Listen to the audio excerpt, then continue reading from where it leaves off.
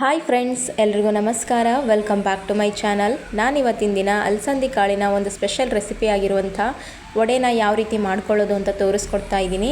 ತುಂಬಾ ರುಚಿಯಾಗಿರುತ್ತೆ. ಮೇಲ್ಗಡೆ ಕ್ರಿಸ್ಪಿಯಾಗಿ ಹಾಗೆ ಒಳಗಡೆ ಸಾಫ್ಟಾಗಿ ತುಂಬಾ ರುಚಿಯಾಗಿರುತ್ತೆ. ಈವ್ನಿಂಗ್ ಸ್ನ್ಯಾಕ್ಸ್ ಅಥವಾ ನಾಷ್ಟಾಕ್ಕೆ ಕೊಬ್ಬರಿ ಚಟ್ನಿ ಜೊತೆಗೆ ನೀವು ಸರ್ವ್ ಮಾಡ್ಕೊಂಡು ತಿಂತಾಯಿದ್ರೆ ತುಂಬಾ ಟೇಸ್ಟಿಯಾಗಿರುತ್ತೆ. ನೀವು ಕೂಡ ಒಮ್ಮೆ ಟ್ರೈ ಮಾಡಿ. ಬನ್ನಿ ಹಾಗಾದರೆ ಈ ಒಂದು ರೆಸಿಪಿನ ಹೇಗೆ ಮಾಡೋದು ಅಂತ ನೋಡೋಣ.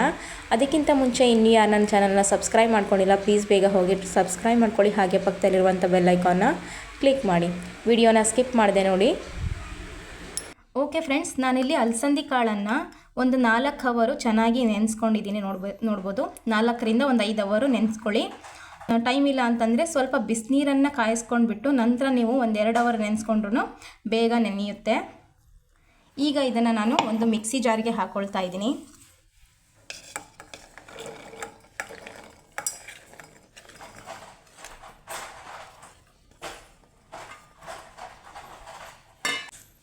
ಹಾಕ್ಕೊಂಡು ಒಂದು ಅರ್ಧ ಈರುಳ್ಳಿನ ಕಟ್ ಮಾಡಿಕೊಂಡು ಹಾಕ್ಕೊಳ್ತಾ ಇದ್ದೀನಿ. ಹಾಗೆ ಖಾರಕ್ಕೆ ಎಷ್ಟು ಬೇಕೋ ಅಷ್ಟು ನೋಡ್ಕೊಂಡ್ಬಿಟ್ಟು ಚಿಲ್ಲಿನ ಹಾಕ್ಕೊಳ್ಳಿ. ಗ್ರೀನ್ ಚಿಲ್ಲಿ ಇದ್ದರೆ ಗ್ರೀನ್ ಚಿಲ್ಲಿನ ಹಾಕ್ಕೊಳ್ಬೋದು. ಹಾಗೆ ಒಂದು ಅರ್ಧ ಇಂಚಷ್ಟು ಶುಂಠಿನ ಈ ರೀತಿ ಕಟ್ ಮಾಡಿಕೊಂಡು ಹಾಕ್ಕೊಳ್ತಾ ಇದ್ದೀನಿ. ನಂತರ ಒಂದು ಸಣ್ಣ ಬೆಳ್ಳುಳ್ಳಿ ಗಡ್ಡೆನ ಬಿಡಿಸ್ಕೊಂಡ್ಬಿಟ್ಟು ಸೇರಿಸ್ಕೊಳ್ತಾ ಇದ್ದೀನಿ. ಹಾಗೆ ಸ್ವಲ್ಪ ಕರಿಬೇವಿನ ಎಲೆನ ಹಾಕ್ಕೊಳ್ತಾ ಇದ್ದೀನಿ. ನಂತರ ಒಂದು ಅರ್ಧ ಟೀ ಸ್ಪೂನಷ್ಟು ಜೀರಿಗೆನ ಹಾಕ್ಕೊಳ್ತಾ ಇದ್ದೀನಿ. ಹಾಕ್ಕೊಂಡ್ಬಿಟ್ಟು ಇದನ್ನು ನೀರನ್ನು ಹಾಕ್ಕೊಳ್ಳದೆ ತರಿಯಾಗಿ, ತೀರಾ ನುಣ್ಣಗೂ ಬೇಡ, ತರಿಗೂ ಭಾಳ ರುಬ್ಕೋಬಾರ್ದು.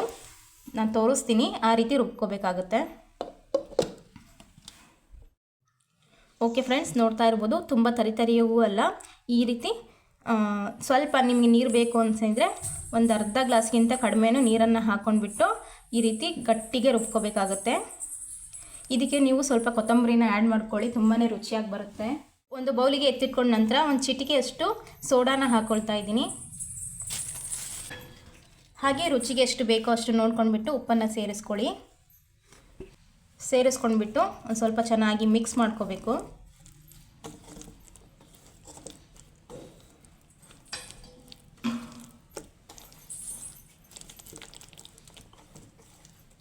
ನಾನು ಎಣ್ಣೆಲಿ ಸ್ವಲ್ಪನೇ ಈ ಥರ ಹಿಟ್ಟನ್ನು ಹಾಕ್ಕೊಂಡು ಈ ರೀತಿ ಮಧ್ಯ ರೋಲ್ ಮಾಡಿಕೊಂಡು ಈ ರೀತಿ ಎಣ್ಣೆಲಿ ಬಿಡೋದು ಅಷ್ಟೇ. ಓಕೆ ಫ್ರೆಂಡ್ಸ್, ನಾನಿಲ್ಲಿ ಡೀಪ್ ಫ್ರೈ ಮಾಡಲಿಕ್ಕೆ ಆಲ್ರೆಡಿ ಒಂದು ಬಾಣಲೆನ ಇಟ್ಕೊಂಡು ಅದಕ್ಕೆ ಎಣ್ಣೆನ ಹಾಕ್ಕೊಂಡ್ಬಿಟ್ಟು ಮೀಡಿಯಮ್ ಸೈಜಲ್ಲಿ ಇಟ್ಕೊಂಡು ಉರಿನ ಎಣ್ಣೆನ ಕಾಸ್ಕೊಂಡಿದ್ದೀನಿ. ಈಗ ಒಂದೊಂದಾಗಿಯೇ ವಡೆನ ಬಿಡ್ತಾ ಇದ್ದೀನಿ. ನೋಡ್ತಾ ಇರ್ಬೋದು, ಈ ರೀತಿ ಮಾಡಿಕೊಂಡು ನಿಧಾನಕ್ಕೆ ಬಿಡಬೇಕು. ಸ್ವಲ್ಪ ಕೈಯನ್ನು ಒದ್ದೆ ಮಾಡ್ಕೊಂಡ್ಬಿಟ್ಟು ಹಿಟ್ಟನ್ನು ತಗೊಂಡು ಈ ರೀತಿ ನೋಡಿ ನಿಧಾನಕ್ಕೆ ಈ ರೀತಿ ಬಿಡಬೇಕು.